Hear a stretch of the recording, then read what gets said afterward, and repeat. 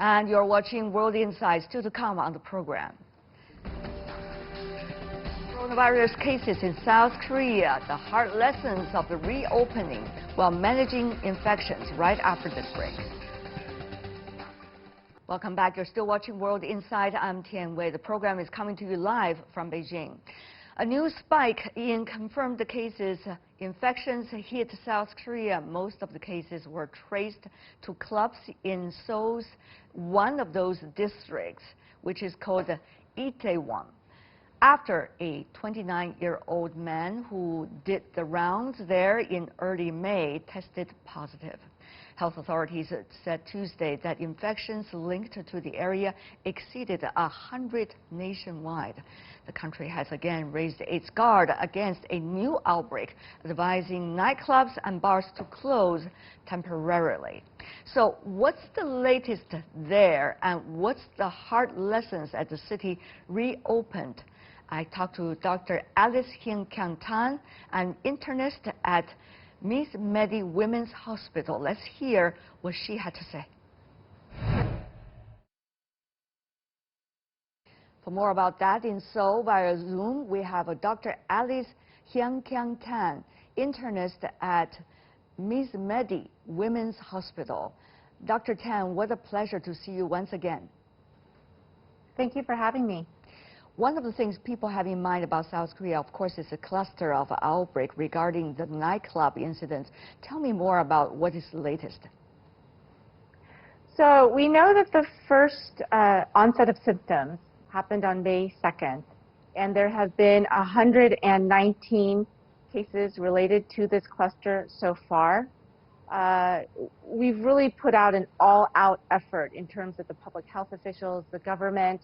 Law enforcement is also involved in trying to get as many people tested as possible. We've run a total of 22,000 tests for suspected patients, and as I said, we've yielded 119 positive cases so far. There have been cases of secondary transmission already, no cases of tertiary transmission, so we know that time is of the essence, and we are really encouraging everyone who's been at one of the nightclubs in that Itaewon said area between April 24th and May 6th to come forward and get tested. It's anonymous, it's free, no questions asked, and that's the most important thing, is that people get tested so that we can rapidly isolate the positive cases. There are a few thousand, according to some information we got from the news, as to quote-unquote the close contacts. Why there have been 22,000 cases, or 22,000 tests being conducted, so everyone get many more than just one test, right? Well, so it's this whole 2-week period between April 24th and May 6th. It's actually a whole district and a total of 9 clubs altogether. And anyone who has visited one of those clubs during that time period is considered a suspected case, that there is risk of exposure.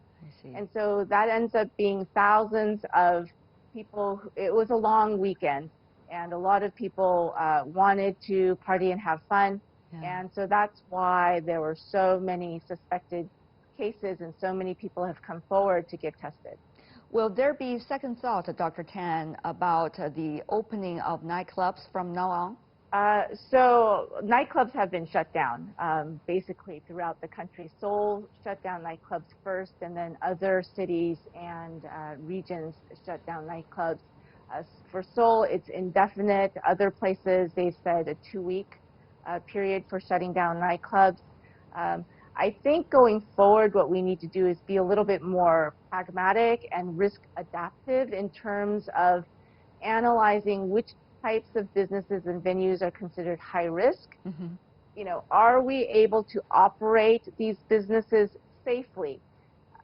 In the case of a nightclub, I mean, it's practically impossible and almost worthless for the venue to be open if we have the participants do the social distancing, do the wearing of masks when they are, you know, dancing or drinking alcohol. It really doesn't make sense. And so I think going forward, we do need to be a little bit more risk adaptive in our approach. Dr. Tan, would this mean a realignment of industries that will be existing for the next few months at least before the vaccine comes out from now on? Well, you know, Korea is largely up and running. We were able to manage this outbreak from the beginning without a widespread lockdown. And it's only now that we're closing businesses, specifically nightlife venues. I think what needs to happen is we need to get very strict building codes that are infectious disease preventive measures. Just like we have fire safety codes and earthquake safety codes for buildings, we now have to have infectious disease prevention codes. We need to make sure that they are enforced, that somebody is going to inspect these buildings and somebody is going to train the business owners in how we can manage businesses safely in the age of COVID-19. We are trying as much as we can to avoid shutting businesses down and shutting, locking down the country. We feel that we can find a way, find a balance between operating these businesses and ensuring public health. As you said, Dr. Tan, South Korea is well known now all over the world to do very efficient tests from the very beginning. That is your strategy and it's implemented beautifully. However, that was at a time of emergency and early outbreak. From now on, to get all the resources together all the time will be a daunting task and almost impossible. Dr. Tan, how to run the system smoothly and more efficiently, while at the same time think about sustainability? That probably is a big question facing South Korea and certainly probably later facing many other countries. That is a very good point.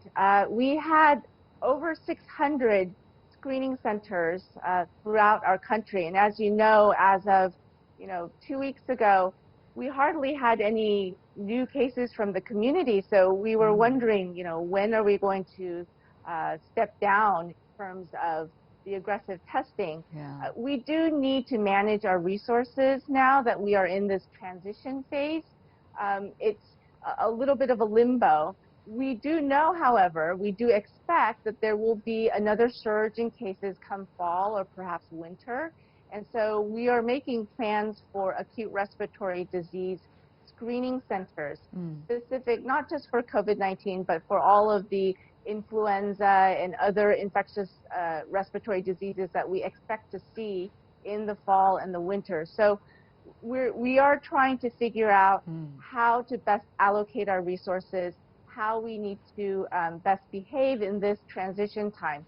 COVID-19 has not disappeared from Korea, not by any means, and we knew that. We knew that it was still in the community.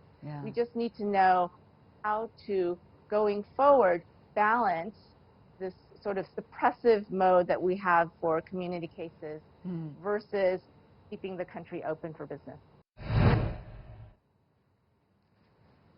Dr. Alice Tan from South Korea. And that will do it for this edition of World Insight. I'm Tian Wei. On behalf of the team, thanks for watching. Bye for now.